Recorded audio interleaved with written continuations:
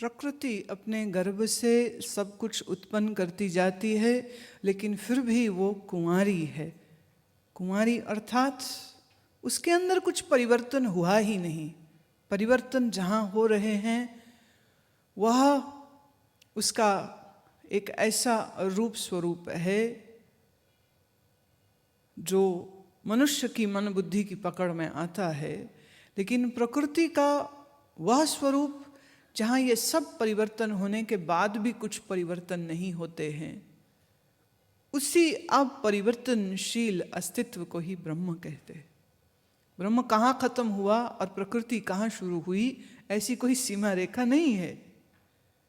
प्रकृति उस ब्रह्म सत्ता के बगैर कार्य कर नहीं सकती है।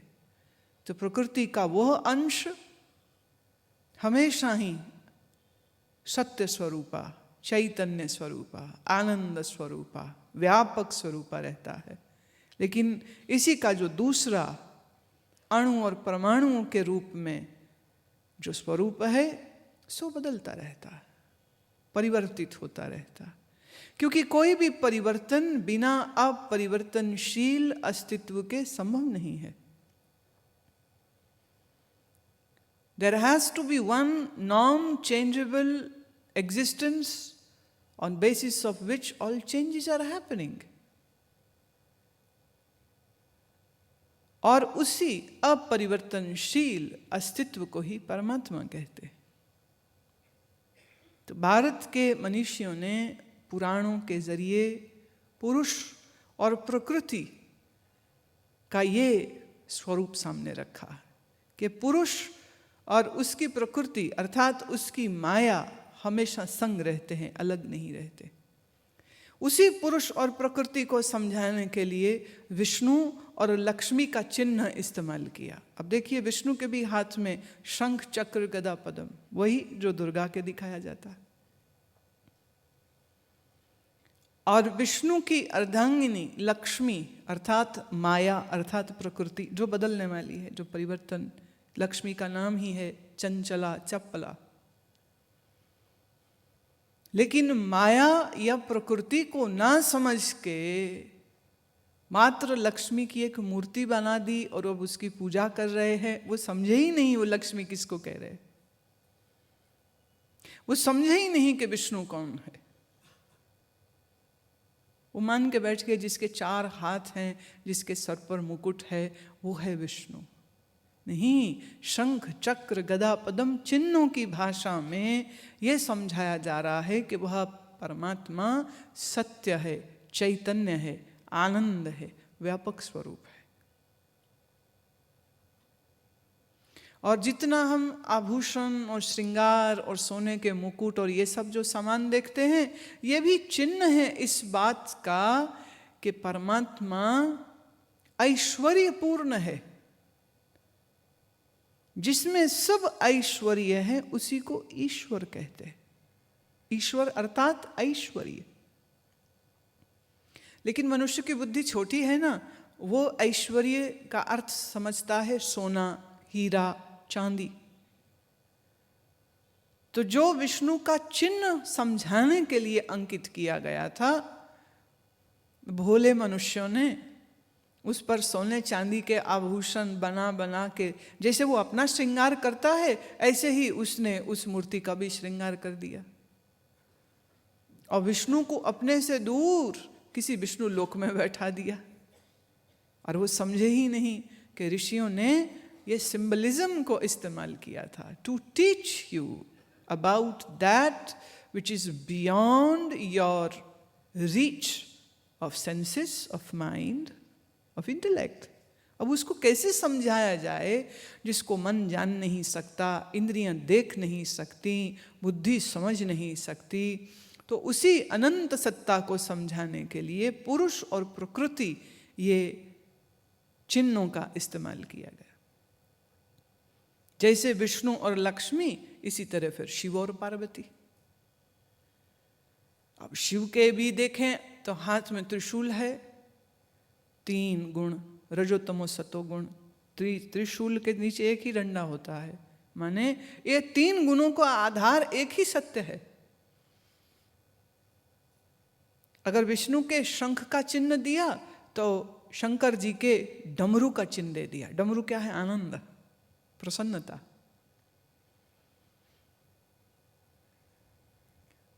शिव के जटाओं में चंद्रमा को स्थापित कर दिया। चंद्रमा क्या है? शीतलता, प्रकाश। प्रकाश और शीतलता चैतन्यता का चिन्ह है। और शिव के, शंकर जी के जिस्म पर सर्पों को दिखाया जाता है। अब सर्प क्या है? जहर। जहर क्या है? मृत्यु। और उनके बदन पर लौट रहे हैं। किस बात का संकेत है? What does it mean? It is meaning about indestructible truth. उस सत्य की ओर इशारा कर रहा है जो अजर अमर अविनाशी है। अविनाशी का कभी विनाश हो नहीं सकता है। तो कोई भी सर्प इस सत्ता को, सर्प माने मृत्यु, तो कोई भी मृत्यु परमात्मा को नहीं मार सकती है। अविनाशी का चिन्ह सर्प दिखा दिए। और दुनिया देखो कैसे भटक रही है। प्रकृति का चिन्ह था देवी, वो देवी सच्ची बना के बैठ गए हैं कि कहीं कोई देवी रहती है जिसको हमने खुश करना है। अब ये बड़ा बड़ा ये विलक्षण विषय है जो आज उठ गया है, और ये बहुत तुम्हारे मन और भावनाओं को झंझोड़ने वाला है जो हम कह रहे हैं। सत्य होता ही ऐसा है। आप कहोगे तो जो लोगों को देवी के दर्शन हुए, महात्माओं को भी देवी के दर्शन हुए, वो सब क्या है भाई? वो उनके सात्विकी मन की धारणा का चमत्कार। जब मन पूर्ण रूप से शुद्ध हो जाता है, सत्वगुणी हो जाता है, तो सत्वगुणी मन में उठा हुआ विचार में इतनी ताकत होती है कि वो खुली आंख में सजीव तुमको सामने दिख सकता है। इसमें कोई हैरत की बात नहीं है। ऐसी रचनाएं तो तुम भी करते हो। क्या रात्रि स्वप्न में तुम पूरी दुनिया नहीं बना लेते? क्या आंख बंद में, नींद में तुम पूरी दुनिया नहीं खड़ी कर लेते? ऐसा ही आसमान, जमीन, आदमी, मैं, तुम, सब कुछ सपने में मुझको भी बना लोगे। कई लोग मुझे बोलते हैं, गुरुमा आप मेरे सपने में आए थे, आपने कहा मेरे लिए अगले बार साड़ी लेके आना। मैं अच्छा, मैं इसलिए आपके लिए साड़ी खरीद के लाए हूँ। अब देखिए, उनके मन ने स्वप्न में मुझे भी बना लिया और अपने आप को भी बना लिया और पूरी बातचीत भी कर ली, और उसको इतना सत्य माना कि वो साड़ी खरीद करके हमारे लिए भेंट लेकर के आ गए। ऐसे एक बार एक सज्जन आए, वो अपने साथ बादाम की बर्फी लाते हैं। मैं पर ये आप, बोले नहीं, अब मेरे सामने आप खाइए। मैं क्यों, हम बाद में ले लेंगे।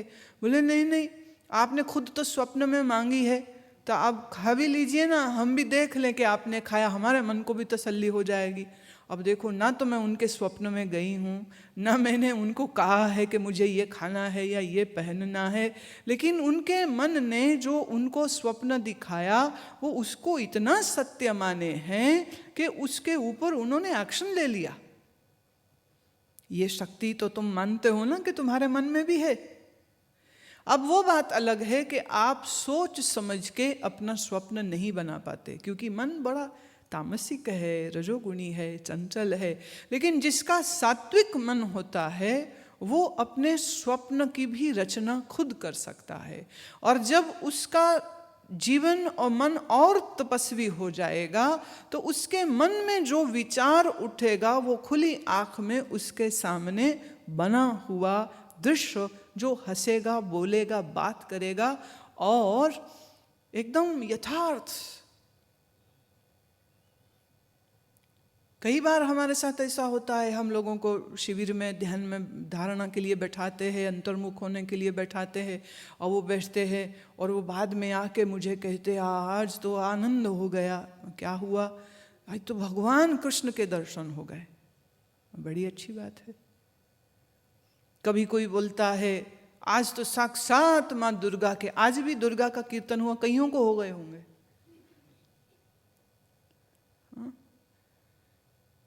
पर एक बात मुझे बताइए, जो यहाँ कोई जैनी बैठा हो, क्या उसको भी कृष्ण के दर्शन होंगे? उसको अगर होंगे तो महावीर के होंगे। क्यों? उसके मन में महावीर जी के लिए जो श्रद्धा, जो भावना है, जो रूप स्वरूप उन्होंने अपने मन में बैठाया है, मन जब शांत और एकाग्र होगा वही तो दिखेगा। ऐसे समझिए, पुराने टाइम में जो सिनेमा चलता था तो सिनेमा की रील है और प्रोजेक्टर में फिट कर दिया और प्रोजेक्टर से पीछे से लाइट उस नेगेटिव पर पड़ती है और नेगेटिव आगे सामने पर्दे पर आता है और वहाँ उसका पॉजिटिव बन जाता है। थोड़ा सा अगर पीछे चलें तो फिल्म से पहले वो कभी कभी कुछ विज्ञापन दिखाते हैं, तो कई बार वो जब नेगेटिव रखते हैं और उठाते हैं तो रखने वाले की अंगुलियां दिख जाती हैं, जो ऑपरेटर होता है कि ये उसने रखा और ये इसने उठाया, तो खाली फोटो आ रही है और वो नेगेटिव रखता है, आपको पर्दे पे दिख रहा है और वो उठा लेता, फिर दूसरा रख लेता है। घोड़ा छाप बीड़ी पियो, नेगेटिव आ गया। गांधी की साड़ी पहनो तो नेगेटिव आ गया, आप देख रहे हैं उसको। अब अगर नेगेटिव हिलेगा तो सामने पॉजिटिव भी हिल जाएगा, अगर वो नेगेटिव को उठा लेगा तो सामने पॉजिटिव भी उठ जाएगा। फिर इसी का थोड़ा और बेहतर जब आया ज़माना, उसको कहा चल चित्र। चित्र तो है पर अब चलने वाला चित्र है, तो रील बन गया। अब रील के ऊपर जब पॉजिटिव जो शूटिंग किया गया वो उस पर अंकित हो गया, प्रोजेक्टर रूम में मशीन में उसको लगाया, उस पर रोशनी डाली, तो अब चित्र रखने और उठाने की आवश्यकता नहीं है, वो बस चल रहे हैं और साथ में साउंड ट्रैक भी चल रहा है। अब डिजिटल जमाना आ गया है। अब यूँ समझिए, अब आपने कोई डीवीडी प्लेयर में डाली, कोई सीडी प्लेयर में डाली, अब सीडी पर कुछ नहीं दिख रहा है, ना हीरो, ना हीरोइन, ना विलेन, ना गाना, ना बजाना, ना रोना, कुछ नहीं दिख रहा। एक गोल डिस्क है बस। आपने जैसे ही उसको प्लेयर में डाला, देखो कैसा जादू होता है, कितना कुछ निकल आता है उसमें से बाहर। समंदर के व्हेल, मछलियाँ, आदमी के औरत और करोड़ों करोड़ों लोग दिखा दे, आसमान, सूरज, तारे, सितारे, सब कुछ किस में है? उस डिस्क में। और अगर कहीं डिस्क पे स्क्रैच आ गया या डिस्क डैमेज हो गई, अब आपने प्लेयर में डाली, कुछ चल ही नहीं रहा, तो तुम डिस्क को बदलवाओगे या फेंक दोगे कि ये तो किसी काम की नहीं है। इसी तरह तुम्हारा मन भी एक डिस्क प्लेयर है और भावना, स्मृतियाँ, विचारों के ये नेगेटिव आपके इस मन में मौजूद हैं। तो जिसके मन में महावीर की चित्र है, तो वो जब आंख बंद करके याद करने की कोशिश करेगा तो सामने महावीर ही दिखेंगे, कृष्ण नहीं दिखेंगे। क्यों? उसके मन की सीडी में महावीर रिकॉर्डेड हैं, कृष्ण जी नहीं। अब कोई के मन में कृष्ण जी रिकॉर्डेड हैं, तो जब भी वह आंख बंद करेगा तो उसके लिए भगवान कौन सा हो गया? पॉजिटिव कौन सा बनेगा? जैसा नेगेटिव है। किसी के मन में काली का नेगेटिव है, किसी के मन में हनुमान का नेगेटिव है, किसी के मन में दुर्गा का नेगेटिव है, किसी के मन में शिव जी का नेगेटिव है, किसी के मन में राम जी का नेगेटिव है। तो जब उसका मन एकाग्र होगा तो यही नेगेटिव का पॉजिटिव दिखने लग जाएगा। अब देखें, रामकृष्ण परमहंस को काली का साक्षात दर्शन होता था। वो काली से बात करते थे, वो काली से खेलते थे, वो काली को भोग लगाते थे, माँ माँ कहते हुए भाव समाधि में रहते थे। जब दर्शन नहीं होता था बहुत व्याकुल होते थे, रोते थे। आपकी तरह नहीं, गए, मूर्ति देखी, घर वापस आ गए। वो जब जाते थे मूर्ति के समक्ष तो वो इंतजार करते थे कि माँ मुझसे बोले, पूछे, मैं माँ से बात करूं, माँ मुझसे बात करे। एक माँ की भावना करते करते करते दुनिया के सब ख्याल, विचार, इच्छा उनके चित्त से जा चुके, चले गए। मन खाली हो गया, मन में सिर्फ एक ही नेगेटिव बचा, वो है माँ का। तो जब एक ही नेगेटिव बचेगा उसी का तो पॉजिटिव होगा। तो जब दुनिया के लिए दक्षिणेश्वर के मैनेजर मथुरा बाबू हों, कि वहाँ की जो रानी थी वो हों, कि दूसरे कर्मचारी हों, उनके लिए जो मूर्ति है वो रामकृष्ण के लिए साक्षात सजीव है, वो उसके लिए मूर्ति नहीं है। अब ये उनके मन के सत्वगुणी होने की उच्चतम अवस्था है।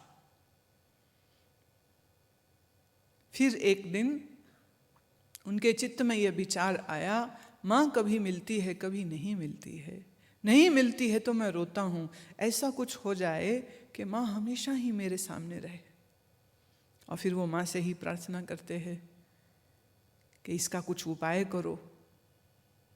और एक दिन वो अपने कमरे में बैठे थे, अचानक से गंगा की ओर भागने लगे, आ गए आ गए। और पूछते हैं रामलाल कौन आ गए? बोले मेरे माँ ने मेरे लिए गुरु भेज दिए। जब तक वो तट पे पहुँचे हैं, एक नाव किनारे पे लग रही थी और इसमें से एक हट्टे कट्टे लंबे ऊंचे योगी उतरे, महात्मा उतरे, और रामकृष्ण जा धर उनको चरणों को पकड़ा, प्रणाम किए और बोले देखा मेरी माँ को मैंने प्रार्थना किए और माँ ने आपको भेज दिए। ये थे स्वामी माधवानंद तोतापुरी जी महाराज। इनका शरीर पंजाब का था और आप देख रहे हैं। और आपने पूछा तुम कौन? बोले आपका ही बालक हूँ, रामकृष्ण नाम है, मेरी माँ ने आपको भेजा। अब तोतापुरी जी थे एक योगी, एक वेदांती, रामकृष्ण हैं एक भक्त, माँ का गायन करने वाले, माँ का दर्शन करने वाले। अब कहाँ भक्त, कहाँ योगी, कहाँ ज्ञानी। अब इनका आपस में मुलाकात देखिए कैसी सुंदर हो रही। उन्हें बहुत आदर से ले जाकर ठहराया और फिर कहा कि मेरी प्रार्थना को सुन के माँ ने आपको भेजा है, अब मुझे माँ के वास्तविक स्वरूप का ज्ञान कराइए। बोले ठीक है करा देंगे, पर उसके लिए तुम्हें हम जो साधना कहें वो करनी पड़ेगी। बोले करूँगा। बोले जब तक हम यहाँ पे हैं तू मंदिर नहीं जाएगा? बोले नहीं जाऊँगा। बोले तू माँ का दर्शन भी नहीं करेगा? बोले नहीं करूँगा। क्योंकि तोतापुरी जी क्या समझा रहे हैं? माँ अर्थात प्रकृति, माँ अर्थात आद्य शक्ति। लेकिन ये आद्य शक्ति किसके आधार पर कार्य कर रही है? वो है माँ का निर्गुण निराकार सच्चिदानंद स्वरूप। पर उसका पता कैसे चलेगा? उसके लिए तो निर्विकल्प समाधि चाहिए। तो रामकृष्ण पूछते हैं कि गुरुदेव मुझे निर्विकल्प समाधि कब होगी?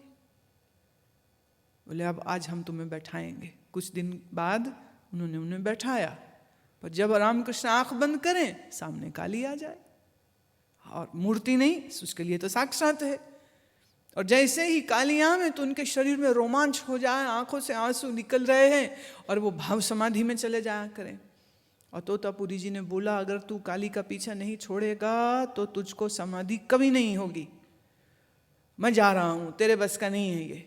वो फिर पाँव पकड़ लिए, नहीं आप जो कहें सो मैं करूँगा। कहते ठीक है, अब जब तू आंख बंद करे और तुम्हें काली दिखे तो काली के हाथ में ही तलवार होती है, उसी की तलवार छीन लेना और उसके 2 टुकड़े कर देना। बोले ये मैं कैसे करूँगा? बोले ये करना पड़ेगा, उसके बगैर तुम नहीं जा सकोगे उस गहराई तक जहाँ तुम जाना चाहते हो। अब वो बैठे और काली का स्वरूप आने का मतलब रामकृष्ण तो भाव विभोर, रोम खड़े हो जाएं, शरीर में कंपन हो जाए, आनंद अश्रु बह रहे हैं। और फिर स्वामी माधवानंद जी ने कहा कि अब जब काली दिखेगी तो मैं तेरे माथे को कांच से चीर दूंगा। जब मैं चीर रहा हूं तो ये संकेत होगा कि अब पकड़ उसी की तलवार और काट देना उसको। और माधवानंद जी ने जब कांच से रामकृष्ण के मस्तक को चीरा, इस संकेत को परमहंस ने समझा, काली के ही हाथ से तलवार ली और काली को जहां काटा तहीं उनका मन निर्विकल्प समाधि में गया। उनके मन में और कुछ तो था ही नहीं ना, माही माँ थी और कुछ था ही नहीं, न विषय, न वासना, न विकार, न इच्छा, न ही कोई और संस्कार। ऐसा परिशुद्ध मन था। और रामकृष्ण को इस प्रकार निर्विकल्प समाधि में देखकर माधवानंद जी भी हैरान रह गए कि जो स्थिति लोगों को वर्षों वर्षों वर्षों ध्यान धारणा करने के बाद भी नसीब नहीं होती, और रामकृष्ण जी को इतनी आसानी से हो गई। और अगले कई दिन और कई रात्रि तक परमहंस समाधिस्थ ही रहे। कई दिन के बाद जाकर जब आपने आंख खोली तो तोतापुरी महाराज कहते हैं, मेरा अब यहां कोई काम नहीं है, और सच तो ये है मैंने तेरे लिए कुछ किया भी नहीं है, तू तो पहले ही वहीं था, एक जरा सा धक्का चाहिए था, सो हो गया। ये परमहंस रामकृष्ण की अद्भुत महिमा है। ये उनका विलक्षण स्वभाव, साधना और स्वरूप है कि जितने जोर से उन्होंने भक्ति भावना में अपने मन को आत्मसात किया और साक्षात अपने मन में से उस दुर्गा को प्रकट कर लिया, काली को प्रकट कर लिया, वही रामकृष्ण अपने मन को निर्विषयी निर्विकल्पता की उन गहराइयों में ले गए जहाँ कोई योग और ज्ञान की कड़ी साधना करने के बाद भी कई जन्मों के बाद पहुंचते हैं, वो वहां सहज से पहुंच गए। फिर कह दूं, हिंदू धर्म, बौद्ध धर्म और कुछ अंश में जैन धर्म सांकेतिक भाषाओं का इस्तेमाल करता है, चिन्हों का इस्तेमाल करता है, सिंबल्स की लैंग्वेज को इस्तेमाल करता है। इन रहस्यों को छुपा के रखा गया है। बाहर दुर्गा की तो पूजा कर रहा है, लेकिन उसके अंतर जो शक्ति सुप्त पड़ी है उसको कैसे जागृत करना है ये उसे पता नहीं है। बाहर विष्णु की उपासना तो कर रहा है, लेकिन अपने मन को सच्चित आनंद व्यापक स्वरूप के उस आनंदमयी स्थिति और फिर उस आनंद से भी परे परम शांतमय स्थिति में कैसे लेके जाना है, इसके विषय में कोई ज्ञान नहीं, कोई समझ नहीं। और उससे बड़ा अफसोस ये कि बेचारे पंडितों को तो कोई ज्ञान है नहीं, तुम्हारे कथावाचकों को भी कुछ पता नहीं। वो भी इन्हीं चिन्हों के आधारित जो कहानियां हैं, उन कहानियों में कुछ मर्म थे, कुछ रहस्य थे, वो खुद नहीं जानते हैं और बस कथाएं चलती रहती हैं, लोग कथाएं सुनते रहते हैं, लेकिन उन कथाओं का जो गूढ़ रहस्य है ये तो कोई बिरला ही समझ पाता है।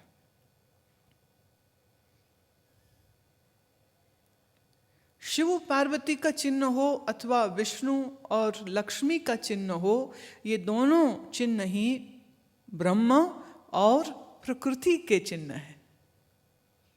सत्यम ज्ञानम अनंतम ब्रह्म, ये उस पुरुष का चिन्ह है। देखिए, जब हम पुरुष कहते हैं, that doesn't means the masculine male. पुरुष माने वह सत्ता। देखिए, इसे थोड़ा यूं समझिए, पुर शब्द का अर्थ होता है नगर। पुर नगर, शाह जो नगर में रहे। जैसे तुम्हारे इस 5 ज्ञानेंद्री, 5 कर्म इंद्री, ये शरीर, ये पुर हो गया, ये नगर है। इस नगर में जो चैतन्य रहता है उसी को कहते पुरुष। पुर में जो रहे उसे कहते पुरुष। पुर अर्थात नगर। रामपुर, नागपुर, ये सब शब्द क्या है? नगरों के नाम हैं। रामपुर, पुर माने नगर, राम का नगर। तो परमात्मा को जब पुरुष कहा गया तो उसका अर्थ क्या था? इस सृष्टि रूप पुर में जो रहता है वो है पुरुष। या ब्रह्म कहो, और ब्रह्म समझ नहीं। ब्रह्म शब्द का अर्थ क्या होता है? ब्रह्म शब्द का अर्थ होता है बड़ा, विस्तरित। ब्रह्म शब्द का अर्थ होता है व्यापक। मन छोटा है, शरीर छोटा है। अब उस अस्तित्व को, उस सच्चिदानंद को कैसे समझे? तो कहना पड़ा वो अस्तित्व ब्रह्म है, माने बहुत बड़ा। कहाँ है? कहा व्यापक है। कैसा है? बोले सत्य स्वरूप है। बोले सत्य कैसा? जड़ है? नहीं, चैतन्य है, आनंद है। तो ब्रह्म शब्द को फिर आगे समझाने के लिए कहा सत्य, चैतन्य, आनंद, व्यापक। और प्रकृति, तुम्हारा ये देह, ये ब्रह्म ने नहीं बनाया, प्रकृति ने बनाया। तुम्हारा मन ब्रह्म ने नहीं बनाया, ये प्रकृति का हिस्सा है। तो शरीर, तुम्हारी इंद्रियां, तुम्हारा मन, तुम्हारी बुद्धि, ये तो सब प्रकृति के हिस्से हैं।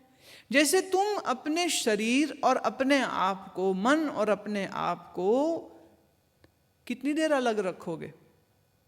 शरीर देखो, मिलता है छूटता है, मिलता है छूटता है, लेकिन मन तो हमेशा तुम्हारे साथ रहता है। मन से अलग तुम कभी होते ही नहीं हो। तुम्हारा तन नया है, मन तुम्हारा वही है पुराना, हमेशा से जो साथ चल रहा है। जैसे तुम अर्थात आत्मा और मन हमेशा साथ रहते हैं, ऐसे ही ब्रह्म और माया हमेशा ही साथ रहते, अलग कभी हो ही नहीं सकते।